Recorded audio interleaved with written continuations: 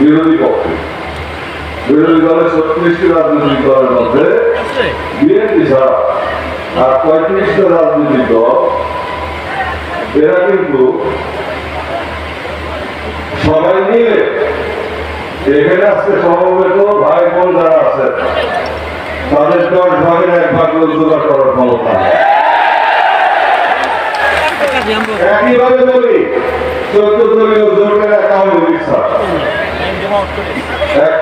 ছাড়া বাকি যে 13 দল আছে সবাই মিলে এখানে যে জনতা এখানে আজকে উপস্থিত তার 20 ভাগের 1 ভাগ জোগাড় করার ক্ষমতা নাই।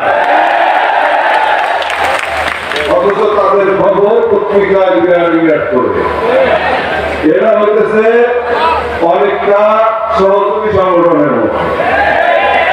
ওই 36 দলের 35 দলের সহযোগী সংগঠন আর বাকি যে আছে 14 দল 13 দলের সহযোগী সংগঠন। এদের নিজের পায়ে বল নাই।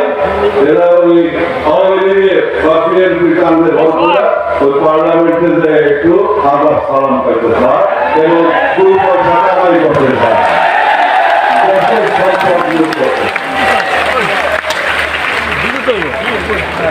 পার্লামেন্টের কোনো দাম আছে নাকি? আদর্শ বিবর্তিত রাজনীতি এবং সেই রাজনীতিতে কোন মূল্য থাকে না, সম্মান থাকে না, সবাই জানে ঢাকার ভিতর। কিন্তু ওনাদের রাজলজ্জা নাই, ওনাদের যে কোনো ভাবেই হোক তখন মোবারক জড়িয়ে ধরে পদচুম্বন করে পদকে হল করে যদি একটা আসন একবারে উঠতে পারে তাহলে হয়ে গেল ইনশাআল্লাহ টাকা পয়সা কামানো।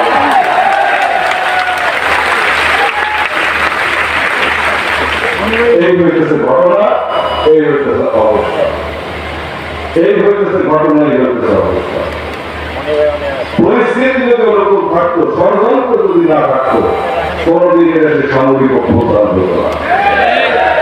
সুষ্ঠু গণতন্ত্রের ভিত যদি আমরা রচনা করতে পারতাম, সবাই মিলে জাতীয় স্বার্থে একটা কনসেনসাস রাখতে পারতাম, কতগুলি বিশেষ পয়েন্টের উপরে আমরা যদি ঠিক করে নিতে পারতাম এবং তারপরে ঐক্যমত পোষণ করতাম, তাহলে কোনদিন সামরিক শাসন আসতো না এবং গণতন্ত্র পবিত্রতার আবহে বিরাজ করত। আজকে 100 কোটি 200 কোটি টাকা খরচ হয় এমপি নির্বাচন।